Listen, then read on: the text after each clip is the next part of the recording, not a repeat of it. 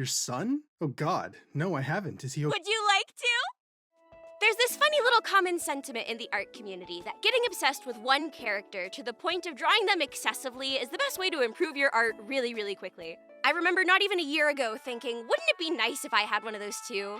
Someone like Negan from The Walking Dead. That'd probably be really good for my art. Too bad I don't have the spare time for that. As if I had a say in the matter! Howdy hey, I'm Ray. I was invited to another character design collaboration recently, and part of the prompt was to base the character on your favorite tropes. Big Mr. Overthinker over here wasn't really sure what to do with that, but someone else from the collab said something to the effect of, everything's a trope. You could just make something you really like and they'll end up with tropes. That actually helped a lot. So throughout the whole design process, I was making decisions with self-indulgence first and foremost. Surely that'll be of no consequence. So important backstory is for the collab, this character was intended to be a Pokemon gym leader. He will not be one for very long, but those are his origins. A gym leader with a unique gimmick based on our favorite tropes. I really admire how Pokemon does hairstyles, so I started there because I wanted to get it right. I have always loved this kind of anime logic bullshit, and I haven't played with drawing it nearly enough, so I did not realize how much I would love this approach to hair. And right from the start, this hairstyle captivated me. That's him. That's the birth of my grown man. And if the theme of making this character is indulgence, then I am making him a single dad with an adorable daughter. That's my favorite thing. I know who I am. Initially, I wanted to make the father really stoic and his daughter really silly, but I decided at the last minute to swap it and, do you see it? You see them coming together? Over here, I started messing with their outfits. I couldn't really explain this long, fancy jacket. It just felt right. So I'm thinking maybe his gimmick is that he's also a professor, and maybe his kid runs the gym with him and they're fire and ice specialists. We were also supposed to design our gym leader's ace Pokemon, and this leads me to this guy's defining characteristic, which is that the main trope I was actually basing him on was I killed Gwen Stacy. It's not one of my favorite tropes, but it's always the first one I think about when thinking about any tropes, and I found the idea of basing a character around it fascinating. The idea behind it, as I understood it, was a character that has to process grief and intense guilt because they can't save everybody. If you've seen Spider-Verse, it's a canon event. Is it my fault my uncle died because I should have been able to save him? If my character's going to have a fixation on loss, I think it would be so sick if his gym was themed around resurrection. A phoenix would make a perfect ace for him, and I wanted mine to look like a cross between a peacock and a raptor because it sounded awesome. And for his kid, I was thinking of wood frogs that can completely freeze in the winter and then snap back to life once they thaw. So I did a bunch of studies of those from photos I found online. I always love excuses to do animal studies. And the last thing to finalize before going digital was the daughter's design. I wanted her outfit to be cute and to mirror her dad's a little closer. I really liked how the high neck on the jacket added to her aloofness, so my final iterations revolved around that. And these were the final touches before taking the characters to my iPad to complete this challenge digitally. So allow me to properly introduce these guys. This is Apollo, the light of my life, my reason for living, and trust me, we will get into it, but this is the man of the hour. He's fashionable and charismatic, of nebulous age, and had a wife he loved very, very much, but she died shortly after their child was born, and Apollo is not over it. He was already the fire-type gym leader, but after her death, he became so obsessed with resurrection that he also became a Pokemon professor who specializes in fossils. His and his daughter's ace Pokemon would both be their region-specific fossils if he were from his own hypothetical game. His daughter's name is Aloe. She's not very good at expressing herself, and she thinks she's a lot smarter than she is, but ultimately, she's a baby who's desperate to be taken seriously and easily embarrassed, so she's pretty shy. Mostly keeps to herself, and she's not very playful, but Apollo loves her dearly, and the two of them are extremely close, even if Aloe's frequently annoyed by him. They do everything together. She follows him everywhere in the lab, and he does his best to help her feel included and explain things to her in a way that she understands but won't feel belittled by. She's already a really competent Pokemon trainer, so Apollo had his gym changed to be a dual-type gym, where he uses fire types and Aloe uses ice types, and you have to face both of them at the same time in a double battle. If you want to hear more about the Pokemon aspect of everything, you can watch the original collab. My team helped me sort out all the fine details of my Fakemon, and they came out pretty cool, but this video isn't about Fakemon. Because like I said at the beginning, Apollo would not stay a Pokemon character, and I certainly wasn't done with him after the collaboration was finished. Not only is there plenty of him to come, but we've actually skipped a lot of stuff, so let me rewind a bit before we keep going. And pause real fast, because today we're sponsored by Skillshare. Skillshare is the online learning community with thousands of classes from industry professionals to help you expand your creativity. I'm sure you've all noticed the shift in my videos from doing stuff like redesigning characters to doing art studies and sketchbooking videos. It's because I've been working a lot on my fundamentals, and I found a lot of joy in sharing that process. So with that in mind, I happily recommend the class Learn to Draw, a comprehensive introduction to drawing foundations and style. Different artists have different approaches, so Mimi Chow's process of breaking down shapes and colors and how they compose their illustrations is something I find really interesting. Skillshare makes really strong use of hands-on learning, and it encourages community feedback. Usually in these classes, there will be a project for you to complete, and once you're done, you can share it on the class page and see feedback from other people who've taken it. It can be really validating to show off your hard work to a bunch of other creatives there for the same thing, and you can do it all at your own pace. There's no rush. If 2D illustration isn't your bag of choice, there's all sorts of other classes available for things like cooking, plant husbandry, photography, marketing, productivity management. Is there underwater basket weaving yet? First 500 people to use the link in my description will receive a 1-month free trial of Skillshare. Thank you so much to Skillshare for sponsoring, and now, back to Apollo. I couldn't put my finger on it, but even in the earliest stages of sorting out this design, I knew this guy had some kind of hold over me. He is simultaneously an amalgamation of all of my favorite things, and yet entirely different. I draw things similar to you all the time, and yet somehow you're entirely new to me, and I am delighted by what makes you unique. I want to know what this guy looks like at every age, angle, and emotion, and the only way to do that is to draw him more because I am the only one who can! First thing I did was give him more characters to interact with, and in the theme of self-indulgence, I decided to recycle 2 of my favorite pre-existing OCs, Ben and Cynthia. This big blue bitch used to be a frog in an old discontinued Nuzlocke of mine. He's literally 10 years old. I made him when I was in high school. He's my grumpy old man, and I love him, and I take him everywhere with me. He's mellowed out a bit with age, but he's really responsible and dry. Not as combative these days, but he will not hesitate to tell people he thinks they're irritating. He's the friend who would bring a backpack and extra sunscreen when going out with friends because he knows someone's going to need it and nobody else is going to remember. Cynthia was from the other discontinued Nuzlocke I had. We only barely didn't make it to her introduction, but basically she's a stubborn goth gremlin who doesn't like people very much. But the ones she loves, she's absolutely crazy for. Perhaps because she's a little abrasive herself, so not everyone is patient enough for this ride. So she clings to the people who stick with her, and she absolutely has the capacity to commit murder. If I took these 3 completely out of their original worlds and then into a new one together, where they could all be best friends, how would I want them to interact? I started with hypothetical grade school designs because it sounded funny. A common theme with a lot of the sketches from here on out is I don't draw anything with the intention to commit to it. I'm allowing myself to freely experiment. Like, did they definitely meet in grade school? I don't know, dude, I'm just fucking around. Ultimately, even if it's not stuff I end up using, it's still extra hours I spent working on characterization that I wouldn't have otherwise. I'm trying to appreciate the process more than the end result, and that kind of shift in mindset has taken a lot of the pressure off of drawing for me. That and this was about the same time I started trying to put more of what I loved about working with sketchbooks in my digital art. Throughout 2024, I've been an absolute sketchbook fiend. I've demolished those fuckers. They really reignited my love for art, and I was kind of avoiding digital art for a while because it felt so different. Like, things that were digital had to be really polished and perfect, but my sketchbooks could be scribbles and cheap pens and still make me really happy because I was just having fun with it. It doesn't make sense for those feelings to be mutually exclusive, so this was the start of me trying to get back up on that horse and try treating my digital art more like my sketchbook art. See if that helps? It does! Since I've started sketching in inks, I've gotten really confident with my lines, and I've also fallen in love with the nuance of circumstance. If you've only got one chance to get the line right because you're drawing with a pen, it is almost certainly not gonna come out exactly how you planned. And I think that's awesome. It's like my hand has its own personality and I trust it with my life.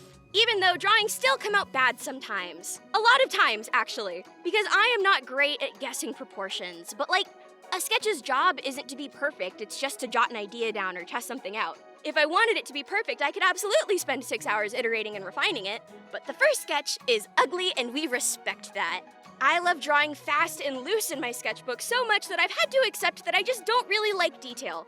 I don't hate it, and I could still have fun drawing it, but I have the most fun with art that I can draw really quickly, where the line art is the star and captures all of the most important details with just a few strategic curves. Apollo could not be better suited for this, and for me. I think his hair is whimsical enough that it makes sense and is still easy to capture at all sorts of level of detail. I feel like all his clothes all read really well no matter what size he's drawn at. The big glasses and the coat make it easy for me to cheat certain angles because of how much detail they obfuscate, and it's really easy to exaggerate how lanky and squiggly wibbly wobbly he is. And I'm really enjoying drawing this kind of skinny, lanky upper body, so his shirt being perfectly skin tight lets me have a lot of fun drawing those. I love arms so bendy that they're kind of fucked up. I love giving him scoliosis. He's fun! I can fill a whole page with 30-second doodles of him and feel like I'm frolicking through flower fields at adrenaline junkie speeds. Another thing with sketchbooks I really like is being able to fail faster. Apollo wasn't the only character I was iterating on. I had been unhappy with Cynthia's design for a while. So I was using this time to try and identify exactly what wasn't working with her so I could find something that would.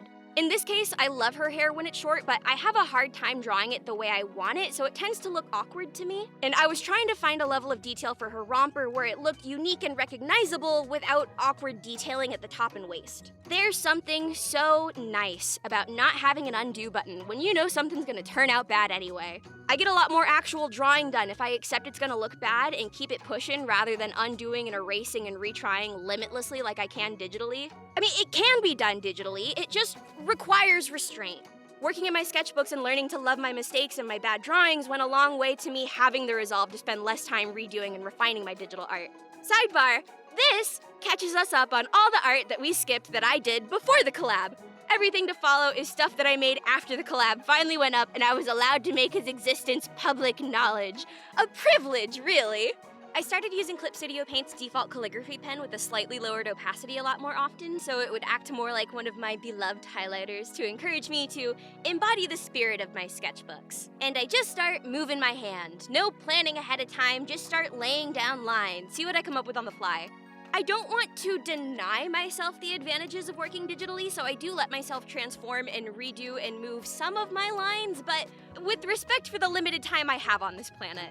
I wanted to adjust a few more things about Cynthia, particularly in relation to her being a third of this trio. One was I didn't want her and Apollo to both be blondes. I'd rather them stand out apart from each other. The other was Tia also typically has a pretty dramatic backstory regarding the birth of her children. She's the mom of two of my other characters, and I've tossed her into many a universe, but something pretty consistent with her is after she has kids, she has to go into hiding for whatever reason to keep her identity of being their mother a secret in order to keep her kids safe. A lot of the time, she doesn't get to meet her own daughters until they're much older, and it's bittersweet because she loves her kids, but she's just gutted she missed their whole childhood.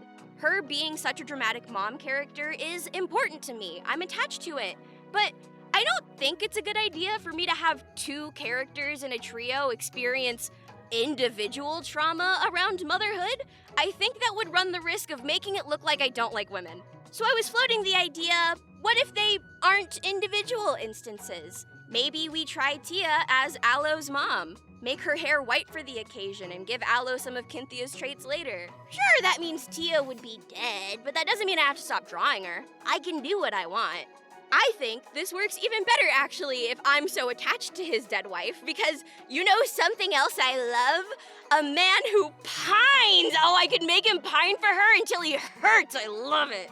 These are all the digital drawings that I'd done since the original collab was released and I was allowed to freely post my boy.